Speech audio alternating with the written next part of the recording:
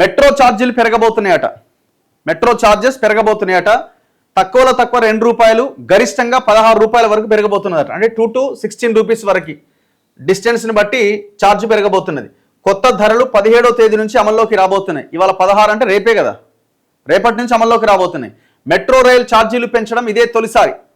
FFC సిఫార్సుల ప్రకారమే. L&T ఏం సిఫార్సులో ఏమో. ఇప్పుడు మెట్రోకి ఏం తక్కువైందండి?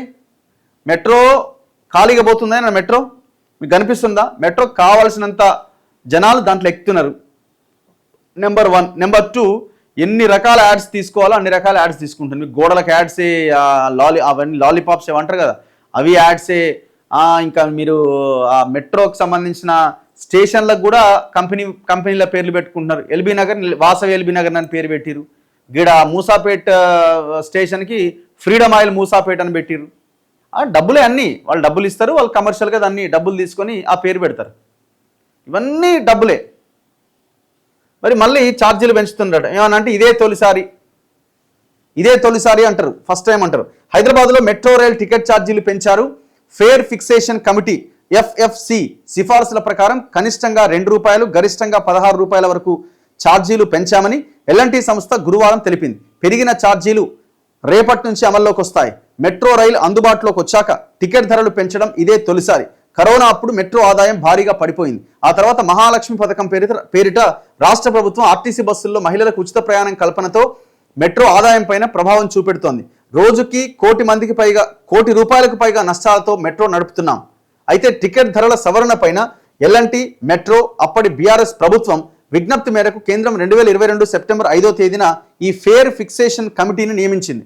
హైకోర్టు మాజీ జడ్జి సారథ్యంలో ఏర్పాటైన ఆ కమిటీ హైదరాబాద్లో ప్రజాభిప్రాయ సేకరణ చేపట్టి 2023 జనవరి 25వ తేదీన కేంద్రానికి ఒక నివేదిక ఇచ్చింది.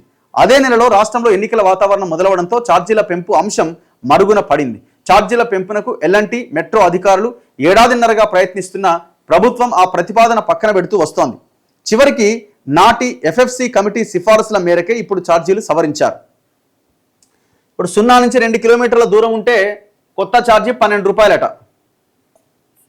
ఇప్పుడు కొత్తగా ఈ పెంచిన తర్వాత ఛార్జీ ₹2 నుంచి 4 కిలోమీటర్ల లోపు ఉంటే ₹18. 4 నుంచి 6 కిలోమీటర్ల లోపు ఉంటే ₹30.